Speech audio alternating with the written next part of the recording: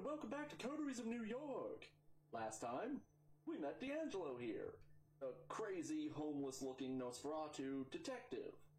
And now we're going to go, accuse the thin-blood Primogen of being a serial killer, I guess. With that, he points to a surprisingly nice-looking two-story house. The place is almost completely dark. Almost. You notice a dim light shining through the curtains of an upper-story window. It's probably safe to assume that the head of the family is working late, especially if the head of the family happens to be a vampire. Okay, kid, we gotta be gentle about this. I'm talking velvet gloves, soft cushions. You rang, my lord, gentle.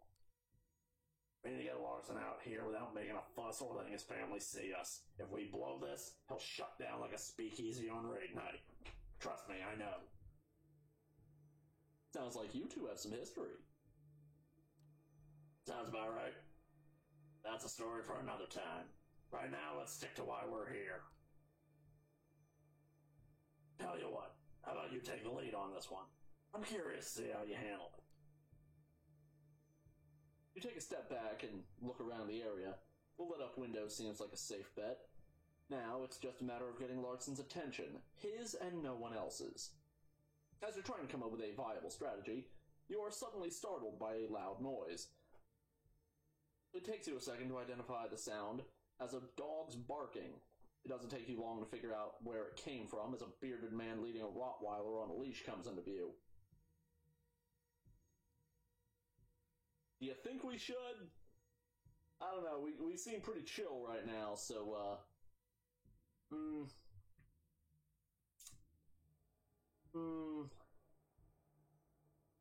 let's not. Part of this is actually some meta knowledge here. Animals don't like vampires unless they have the discipline animalism. None of the three playable clans in this game have animalism. So the dog is probably barking at us. I mean, Nosferatu have it, so he's probably just barking at me, but, you know. So, let's just go with the obvious one. You kneel down and pick a rock off the lawn. One small enough to not break glass, but big enough to get someone's attention. Deftly, you chuck the rock at the window. It bounces off the glass with a quiet but audible boonk. My sound effect probably didn't pick up on the mic. Moments pass in silence, making you think no one got your message. Just as you start to look for another rock, you hear the windows slide open. A very unassuming and slightly unshaven man in a turtleneck appears at the window. As soon as he notices you, his expression sours, like he just smelled something rotten. He addresses your Nosferatu partner in what could only be described as a very loud and very angry whisper. Get the fuck off my lawn, D'Angelo! You goddamn you know goddamn better than to show your ugly mug around here. Oh wait, I remember this guy. I don't remember what voice I did for him, except that it was stuttery. You glance over to D'Angelo. He looks somewhat embarrassed, scratching the back of his neck, clearly trying to find the right angle to play this. Do you think we should threaten him? Yeah, let's save the threats for later. We wouldn't have bothered you if this wasn't important. Excuse me, who the fuck are you anyway? Screw it, stay where you are. You wait out on the lawn, listening to Larson quietly making his way downstairs. Before long, he appears on the porch, locking the front door behind him. He motions at you to follow him to the side of the house. There, he turns towards you. What do you want? By the Red Hook murders. We think one of yours is responsible. Bullshit. Duskborn's got enough trouble just staying alive out here. What could possibly make them openly violate the masquerade? Desperation. Killer's been leaving messages.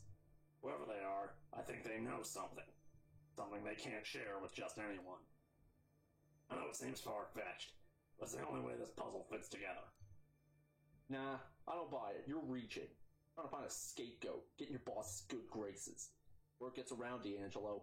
You think I don't know who you're working for? Then help us clear your people's name. What have you got to lose? Everything. I've been a thorn in the council's side for a while now. It's just the excuse they need to get rid of me. What if it turns out one of yours did it? and you sat on your hands to protect him. Think the council won't jump on that? He looks off into the darkness, pondering his options. He lets out a heavy sigh. Look, I'll ask around, consult my sources. If it turns out one of my own is responsible, they will face justice. Meantime, keep your deductions to yourself. I have enough trouble as it is. Deal. Good. Now if you'll excuse me, I have to get back to my family. And with that, Larson retreats to the elusive safety of his home. You decide it's best to move along. You walk a couple blocks in utter silence. Even D'Angelo's mumbling seems to have taken a backseat. Oddly enough, you find his newfound reticence somewhat unnerving. Now, I need to pause for a second. The dog wants something. And I have no idea what he wanted. He was just kind of laying there, chewing on his arm. Leg. The elbow area. Whatever. Finally, the Nosferatu stops and turns towards you. Hell of a night. I don't know about you, kid. I sure could use a drink. Something warm in a tall, sweaty glass. But first, let me tell your story. Let's see now. You didn't make a good first impression. I like someone who can talk themselves out of a tight spot. Talking's cheap. Bullets? Not so much. How'd you run with the crime scene? Nothing I hadn't figured out on my own, but hey, can't all be professionals. Finally, when the situation called for subtlety, you managed to avoid unwanted attention. Discretion is what separates a private dick from just any old dick. All in all, you did fine. Not fine, but not bad for your first case. Don't let it go to your head. I'll be in touch. Let you know if I hear from Larson. You're ready to meet me at the office. Ah, my throat. I'm gonna love voicing him for the next 30 hours. He starts to walk away, but suddenly stops and turns back towards you. And bring a notepad. Every good assistant should have one. Nap time. Not long after you wake up tonight, Gregory knocks on the door of your apartment. Oh, so that's what he looks like. I was expecting someone a lot older looking.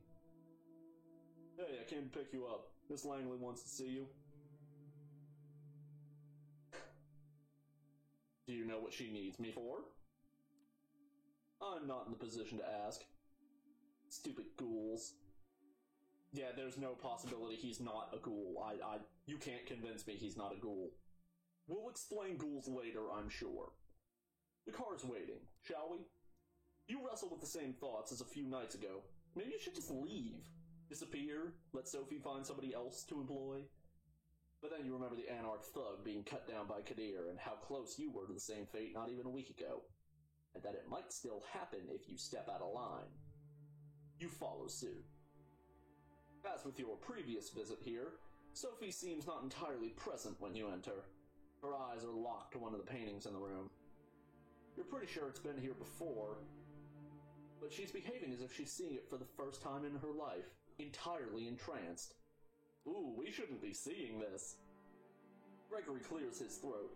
Sophie turns to the both of you, a bit of irritation in her countenance, which soon gives way to a pleasant, warm smile. You're here! Excellent! Thank you, Gregory. Her driver leaves, and she turns her attention to you. I hope you had a good few nights and made some new acquaintances, but I have to say, I'm happy to see you, Lawful Stoop. Thank you for coming. It was one day. Wasn't it? The change of the mood in the room is so sudden and startling it makes you consider the true power of vampiric charisma. Rationally, you know you're being manipulated, but you don't even care. And that's the most terrifying thing about presence. Dominate will force you to do something. Presence will make you want to do something. Her eyes, her motions, her entire body language all feel 100% genuine in expressing legitimate interest in you and your well-being. I have a request for you this night. I need you to find somebody for me and make a delivery. She points to the statue on the side of the apartment. You notice a plain-looking pen drive. The hell is that?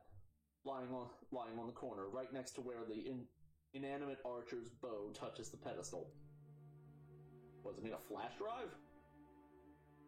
The man you'll be looking for calls himself Kaiser. Echo? Huh. He has eyes and ears all around New York, and it's rare for something to happen here without his knowledge. I'll need you to take this memory stick and bring it to him. In exchange, he will give you an address which I need to know as soon as possible. You're about to ask what's on the drive, but Sophie proves to be one step ahead of you. Oh, don't worry about the contents. They are encrypted. Precaution if the data fell into the wrong hands. But it won't, yes? It gives you a smile that just a handful of nights ago would make you feel like melting. Oh, and Lawful Stoop, Kaiser is a Nosferatu, that twisted, deformed lineage of kindred. He's old, and his age made him even more paranoid than others of his clan tend to be.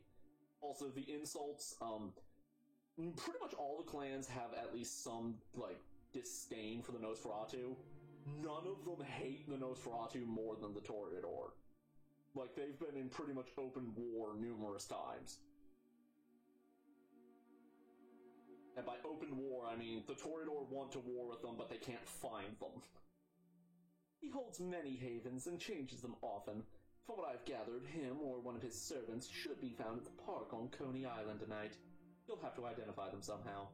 I'm told Kaiser has spent many of his nights these past few years being driven around the city in a black limo. Please keep your eyes open for it. That smile again, but much shorter. Anything more you can tell me about Kaiser? He's been here a long time, about as long as I have. He got into a lot of trouble for trading information on to both the Anarchs and the Camarilla before, but ultimately got away with it scot-free. Kaiser's web of information proved to be strong enough to shield him from the consequences of playing both sides. Some say it's the best proof of his abilities. In any case, be careful when talking to him. He's very particular about everyone's etiquette except his own. Good night and good luck. She flashes one last smile at you and turns back to the painting, clearly done with the conversation. You pocket the memory stick and head out towards Coney Island. It takes you the better part of an hour to reach the heights and sounds of the Coney Island amusement park from the city. The drive is almost pleasant at this time of night. Thank God for Belt Parkway. And all of these, most of these are locations I've never heard of. Not Coney Island, even I have heard of Coney Island. There's plenty of people here tonight, but nobody who stands out as a traveling purveyor of secrets. Then again, if they did stand out, it would have been kind of pointless, right? Nothing to do but figure out the right approach. It's been a while, and we have used at least one of our disciplines. Snack time! Temporarily stumped, you feel a frustration building inside. You come to recognize what this is. Hunger. The beast calling to indulge in your advice and lash out. It has to be silenced. You take a short walk away from the lights to one of the less frequented, poorly lit places around and see if any options reveal themselves. One does. An older bum settled himself in a small niche in between two buildings, and has just begun, loudly but incoherently, praying. Hard to say who he's praying to, but he's entirely engrossed in it. Good for you. He barely sees you coming, and you bite down, trying to ignore the smell of his unwashed body and soil blanket underneath. The taste is... Hold up. That's familiar. Yeah. This guy's on a party pill. Or two. Or... You stop drinking. You get woozy, but happy. The world spins a bit, then starts spinning the other way. You get it under control. You don't. You feel your thoughts scattering in all directions. Every detail of your surroundings turning into a potential fascination. Faraway lights and sounds composing a beautiful symphony. We done fucked up.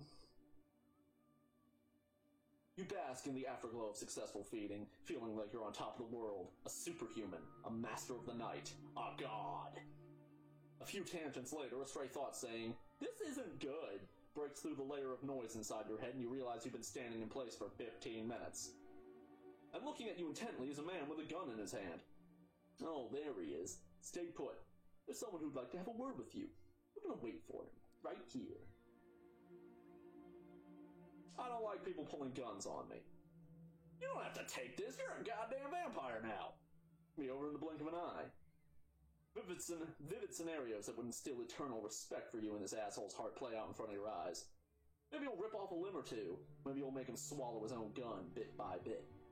Maybe you'll uppercut him with the ferocity of 1,000 tigers, putting him so high in the air he'll be able to get a bird's eye view of nighttime Brooklyn. Masquerade? Fuck the masquerade! Equality through fear! Hey dude, hey! You snap back to the real world. You're not sure how much time went by, but the gun is still there. You hear the hum of a nearby car. See its front lights. The boss is here, let's go. Man, we are fucking blitzed! And this is why you don't do drugs, kids. It means that when someone pulls a gun on you, your supernatural powers won't work because you're too busy stuck inside your own brain. He motions towards the lights with his gun. You're coming to, finally in charge of your body. Or at least you think so. The car's doors open, but nobody comes out. Stranger keeps motioning to the car. You hope it's the limo you expect. For a moment, you're pretty sure that what you're seeing inside the car is just the bum's drug blood kicking in for an encore. The inside of the limo used to be a luxury lounge, the kind with a stripper pole and a bar full of alcohol, but it has none of that currently. Instead, there are monitors and consoles, dozens of displays, each one showing something different. Surveillance camera footage, stock market quotes, television news, emails, tweets, silent movies, lo-fi footage of a gory torture scene. Session. Delightful. You wonder if the limo's owner can focus on anything when surrounded by all of this visual noise, and then realize there's nobody there. Or is there? He blinks into existence on a leather-covered couch, attempting to maintain something that approximates a regal presence. You're 100% sure that's Kaiser. Surrounded by dimmed computer screen lights, his features are even more ghastly than you imagined. All sharp angles of twisted bones, severed flesh, and crooked teeth. He bears them in an awful parody of a smile. The doors close behind you. Not as bad as I was expecting. I guess I'm spoiled by Bloodlines, where everybody looks like a fucking cancerous goblin. Well, the Nosferatu, kind of everybody. So, what, that wasted good Vita. Hey, outside tells me Sophie Langley sent you, huh? You got something for me? You reluctantly pull the flash drive from your pocket and slowly pass it to Kaiser. And I desperately hope that I'm not speaking too loudly in my Nosferatu voice speaking too quietly in my Nosferatu voice. Fuck that up. For the mic to pick up. He plugs it into a USB port in the arm of the chair and displays the data on one of the screens that happen to be turned away from you. It takes him about a minute to access the data. Let me guess. This from Langley? She said she'd have something like this. You were new flunky. You need to bite your tongue and not argue with the word he used, but you nod. Who do you people think I am? Seeing this footage a week ago. He plugs the pen drive out and throws it back at you in disgust. Tell Sophie the deal's off. She hunts her address, she gives me something else.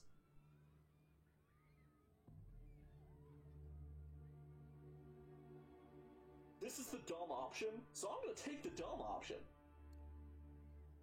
You take on the most persuasive voice and amicable stance you can in what basically constitutes the lair of a megalomaniacal monster. Come on, man. Don't send me back empty-handed. Take the data and honor the deal. It'd mean a lot to me. The sound of the Nosferatu produces is supposed to be laughter, you think. You're pretty sure he's going to turn over and die any second if it's anything else than that. Oh, look at me, I'm so pretty and well-spoken. I'm gonna feed you bullshit and you're gonna cram it in and ask for seconds. Who the fuck do you think you are? You know what I should do if you try to pull that trick on me? I should mutilate your face and rub sulfur into the wounds, rip your tongue out and use it as a fucking turkey baster.